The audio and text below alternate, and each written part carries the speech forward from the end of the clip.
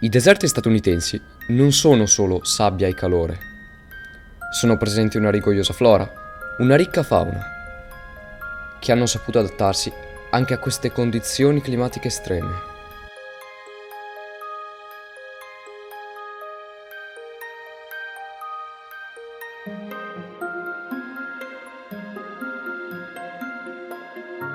Il selvaggio Mojave Desert ne è testimone.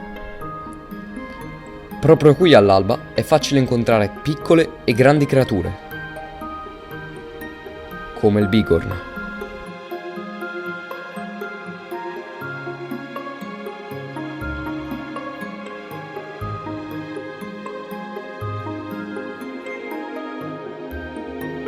Il bighorn è un animale agile e resistente. Può sopravvivere mesi senza incontrare acqua e si ciba di arbusti, ma può rompere con le possenti corna perfino i cactus, essenziali fonti di sopravvivenza. Il bighorn vive in branchi poco numerosi, dove il maschio dominante ha sempre le corna più grosse.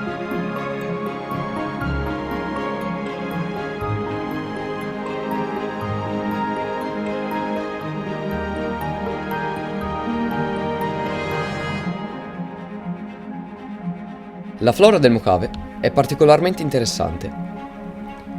Le piante grasse sono dotate di spine e di sostanze antigelo che le proteggono dagli animali e dalla forte escursione termica, che di notte, pensate, porta ai 40 gradi diurni a temperature sotto lo zero. Alcune di queste sono assai longeve. Proprio qui è stata trovata la pianta più vecchia al mondo. Ha circa 11.000 anni.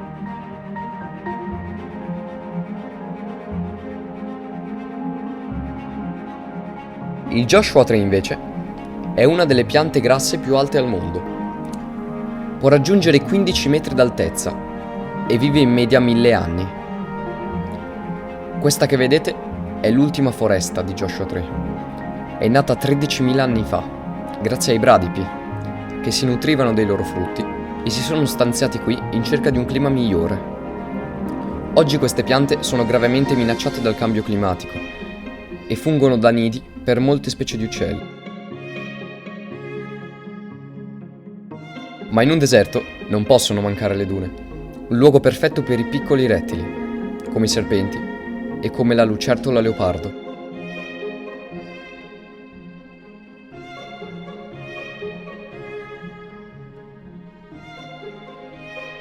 Anche nel Red Rock Canyon possiamo trovare alcuni Joshua Tree.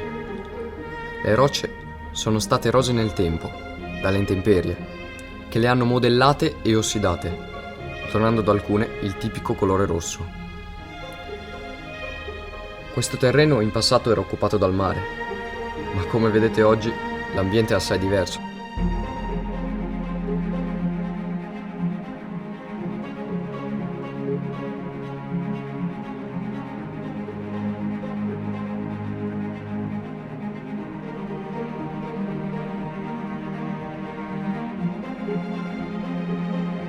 Simile è la storia geologica dello Snow Canyon. L'acqua ha scavato profondi canali nella roccia. Alcuni di questi sono attraversabili anche a piedi.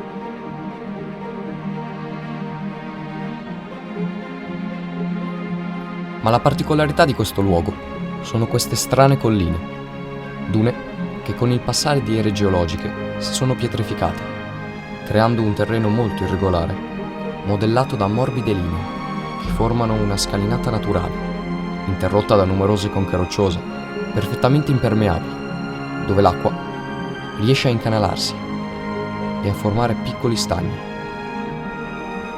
pieni di vita. Il Triops è dotato di 3 occhi, è agile e nonostante il suo aspetto assolutamente innocuo per l'uomo. È tra le specie più antiche al mondo. Il suo corpo non si evolve da milioni di anni. All'arrivo delle piogge, le uova si schiudono. L'animale cresce per settimane, fino a quando l'acqua inizia a scarseggiare. I Triops depongono le uova e infine muoiono. Le uova possono resistere nella sabbia asciutta per diversi anni, per poi rischiudersi all'arrivo delle acque.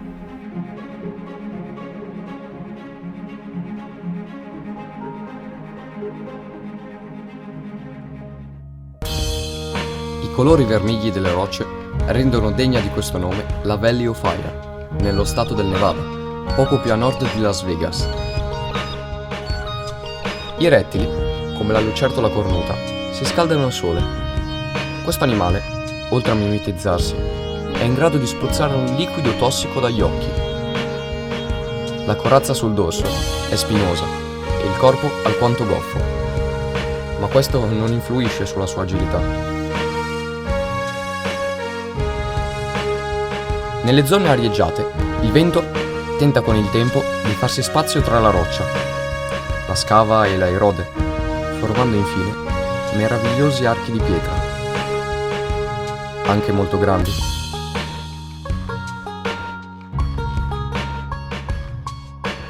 Tra le rocce troviamo numerosi petroglifi. Gli Anasazi abitarono questi luoghi nella preistoria e incisero ciò che vedevano: bigorna, feste tribali, perfino Joshua Tree.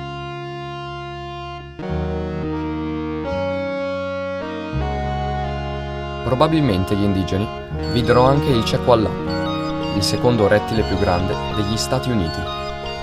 Quello che vedete è un maschio adulto, è lungo 60 cm e si riconosce dal colore roseo. Normalmente si nutre di vegetali, in particolare di fiori, ma dove non è possibile varia la sua dieta onnivora cacciando sui pendii rocciosi alcuni insetti, come le api.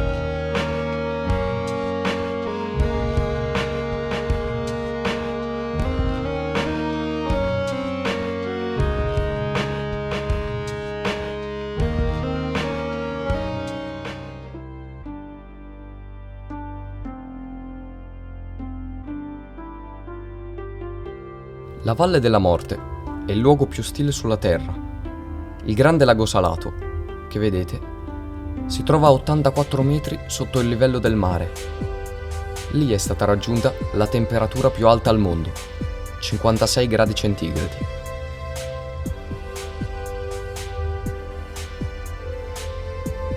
Lo Zabriskie Point è una delle viste più stupefacenti. Qui i detriti salini si sono accumulati a strati, formando rilievi solidi e privi di vita.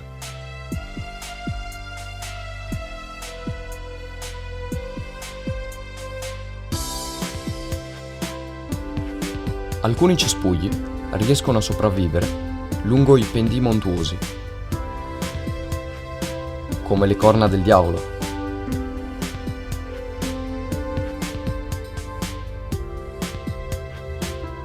O i longevi cespugli di cresoto, tra le piccole dune di sabbia bianca.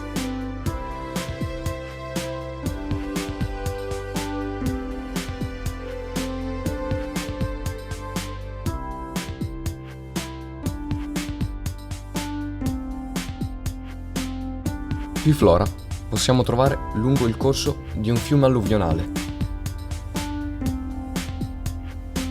Il fango dimostra che recentemente l'acqua lo ha attraversato. Questo è il luogo perfetto per la lucertola zebrata.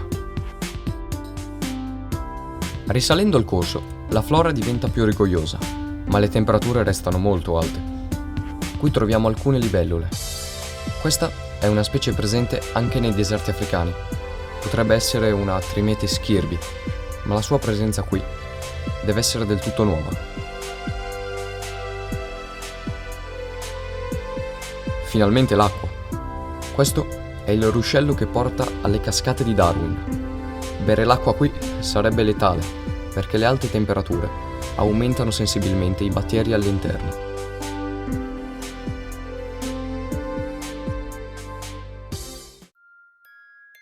Questo è il Mono Lake.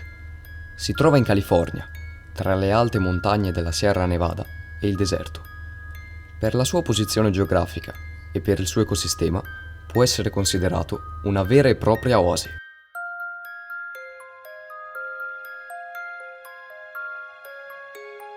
Il lago Mono è alcalino. In passato era salato, ma prosciugandosi nel tempo, la sua salinità ha raggiunto livelli altissimi, 4 volte superiori a quelli marini. Questo ha dato vita a un ecosistema unico al mondo, studiato per fini scientifici anche dalla NASA. La storia di questi curiosi sedimenti risale a decine di migliaia di anni fa, quando delle sorgenti di acqua dolce, a contatto con quella salata, provocarono una reazione chimica che formò queste curiose colonne di tufo, o meglio, calcare. Il terreno è paludoso. Sono molte qui le piante rare. Ma la ricchezza di questo lago sono gli uccelli. Il lago accoglie più di 300 specie, di cui però solo 100 nidificano qui.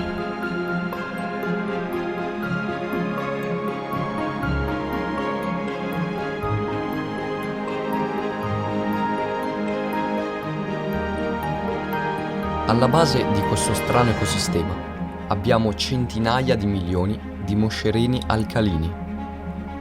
Questi sono la base alimentare di quasi tutti i volatili che passano di qui. Si nutrono di alghe e depongono le uova in quest'acqua, sotto le rocce, al riparo dai predatori, per diventare larve e infine moscerini.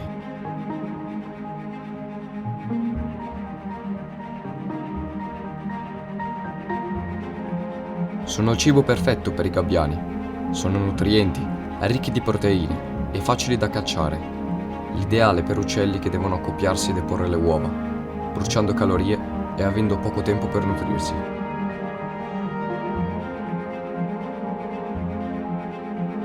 Se vedete un gabbiano sulla costa californiana, avete la certezza che sia nato proprio qui.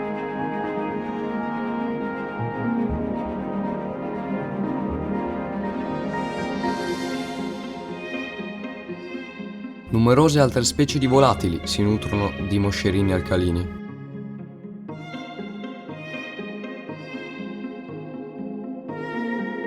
Ne sono un esempio i piccoli corvidi.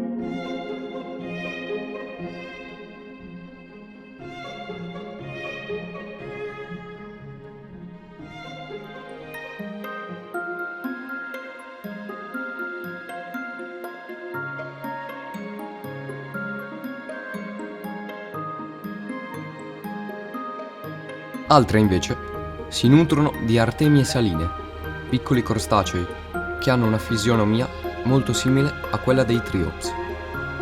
Questi uccelli si riconoscono per il becco lungo e appuntito, adatto alla caccia di questo piccolo animale.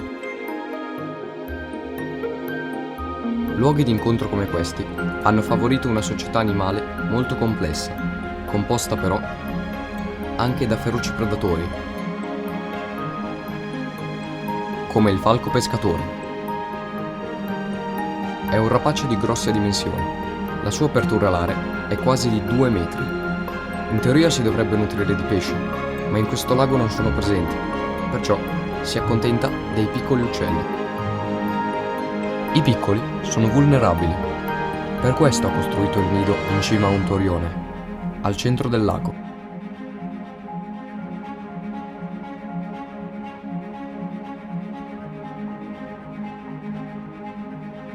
Sulle dune di sabbia rosa sono poche le specie che si ostinano a sopravvivere. Molto vicino potrebbero trovare ambienti migliori, ma alcune vespe della sabbia e alcuni arachnidi persistono. Queste dune sono nate nel tempo grazie all'erosione delle rocce circostanti. Il vento trasporta piccoli residui rocciosi, ma quando incontra un ostacolo, in questo caso una catena montuosa, li deposita sui pendii.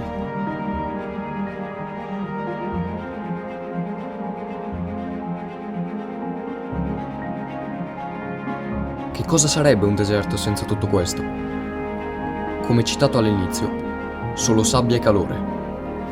È per questo che dobbiamo difendere ciò che ci circonda, questo mondo, il nostro mondo.